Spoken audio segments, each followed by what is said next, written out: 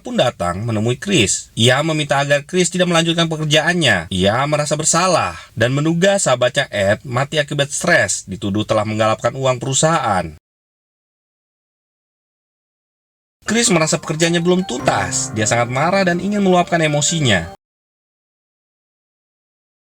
Kemudian, Chris mencoba menenangkan diri dengan latihan menembak. Sesampainya di peternakan, ternyata Chris sudah diikuti oleh dua pembunuh bayaran. Mereka mengancam suami istri pemilik peternakan ini untuk menjebak Chris ke dalam rumah. Tapi, Chris menyadari ada sesuatu yang aneh. Dengan keahlian yang dimilikinya, Chris dengan mudah melumpuhkan pembunuh bayaran ini dan berhasil mendapatkan informasi.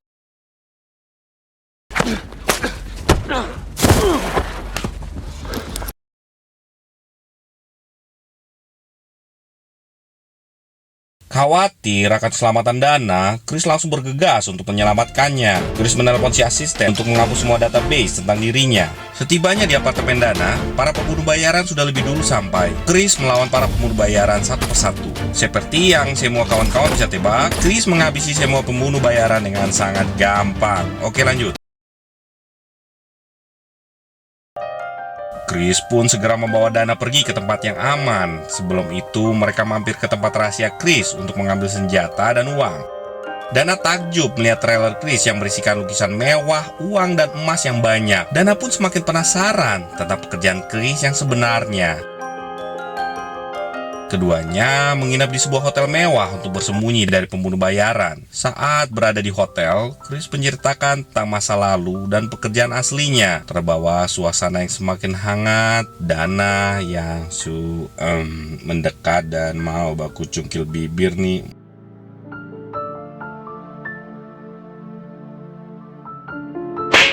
Ternyata terjadi karena tiba-tiba Chris teringat kasus keuangan yang sama dengan keadaan di Living Robotics. Motifnya adalah sang pemilik sengaja menggelapkan uang dari perusahaan sendiri untuk mengurangi pajak. Kemudian uang ini akan dikembalikan ke perusahaan seolah-olah ini adalah keuntungan, sehingga harga sahamnya akan melonjak drastis. Mendengar penjelasan Chris, Dana teringat bahwa Rita sempat memborong saham perusahaan. Ia mulai curiga sepertinya Rita lah orang yang menggelapkan uang perusahaan dan ingin membunuh mereka. Chris segera pergi ke rumah Rita. Sesampainya di sana, Chris menemukan Rita sudah tidak bernyawa. Di tempat berbeda, agen Medina berhasil mengungkap identitas asli si akuntan. Ia segera menghadap Direktur King dan melaporkan hasil investigasinya. Keduanya langsung terbang ke Chicago untuk menangkap Chris. Sayangnya, ketika sampai di sana, mereka tidak menemukan Chris. Di halaman belakang ditemukan banyak sekali CCTV yang membuat mereka yakin bahwa Chris adalah akuntan yang dicari selama ini. Medina yang mulai lelah dan penasaran menanyakan bagaimana awalnya King bisa mengenal si akuntan.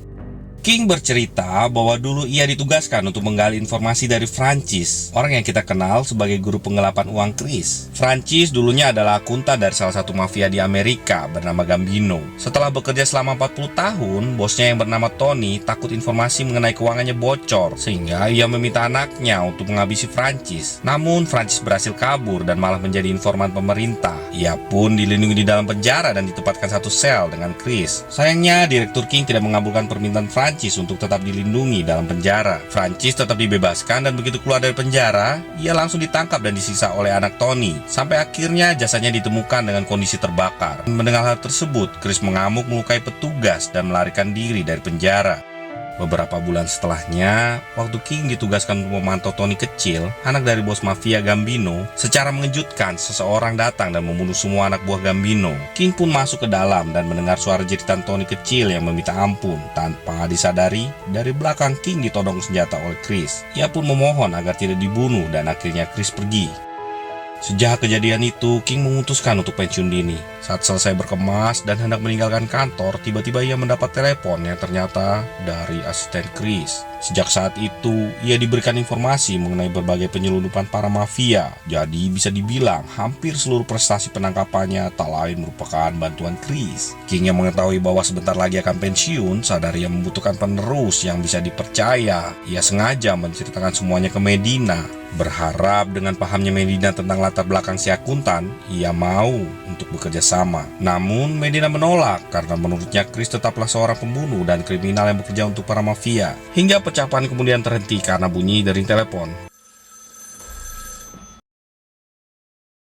Ternyata yang menelpon Medina adalah asisten Chris yang langsung membuat Medina terdiam. Kembali lagi ke tokoh utama kita, Chris. Ternyata setelah dari rumah Rita, Chris sadar bahwa dalang dari semua ini adalah Lamar, pemilik dari Living Robotics. Chris pun segera datang ke rumah Lamar yang ternyata telah dijaga oleh para pembunuh bayaran. Chris dengan mudah melumpuhkan dua penjaga di luar yang membuat semua pasukan menjadi siaga. Pada saat ingin mengintip keluar, penjaga itu langsung ditembak tepat di kepalanya. Dilanjutkan tembakan beruntun dari Chris yang menghancurkan jendela dan dinding tempat pasukan itu bersembunyi. Lalu bos dari pasukan ini menyuruh anak buahnya keluar untuk menghabisi Chris. Tapi Chris langsung membantai pasukan itu satu persatu dengan sangat lihai dan cepat.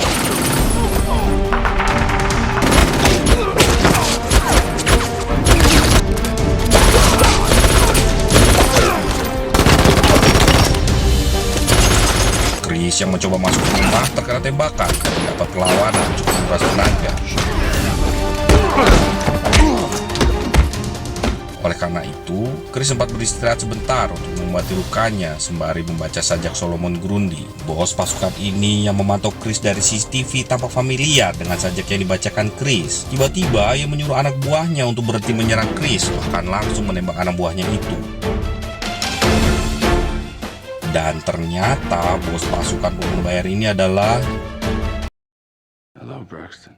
Ya, ternyata bos pasukan ini adalah Braxton, adik kandung Chris. Setelah itu, kita diperlihatkan scene yang cukup mengharukan, di mana Braxton meluapkan emosinya kepada sang kakak. Ia sangat marah karena pernah ditinggal oleh Chris dan ayahnya menghadiri pemakaman ibunya, orang yang sangat ia benci, dan juga menyebabkan ayahnya meninggal. Dorang bakalai-bakalai sayang begitu.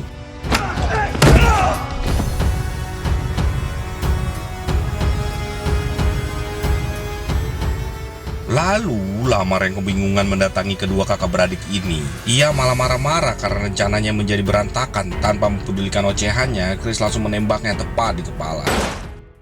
Headshot. Beberapa waktu kemudian, diadakan konferensi pers terkait kasus Living Robotics, dan pemimpin penyidikan ini ternyata adalah Medina. Ya, dari sini kita bisa menebak bahwa dia akhirnya mengambil pilihan sama seperti Direktur King dahulu untuk bekerja sama dengan Chris. Di akhir film, kita ditunjukkan identitas asli si asisten. Masih ingat dengan anak perempuan yang memberikan Chris puzzle? Ya, dialah asisten Chris yang bernama Justin. Oh ya, yayasan ayah Justin ini ternyata selalu didanai oleh Chris, donatur yang sangat dermawan. Sekarang, Dana sudah tidak terancam lagi. Terlihat ia sudah kembali ke apartemennya dan mendapat kiriman dari Chris, yaitu lukisan mewah yang merupakan salah satu isi dari trailer Chris. Chris ini keren macam apakah? Dia terlalu keren sekali. Menutup film ini, seperti biasanya, Chris pun kembali berpindah ke negara bagian yang lain bersama truk dan trailernya. Film pun selesai. Penyelesaian yang sangat epic. Kakak film pamit undur diri. Jangan lupa komen film-film yang mau dibahas selanjutnya. Dadah.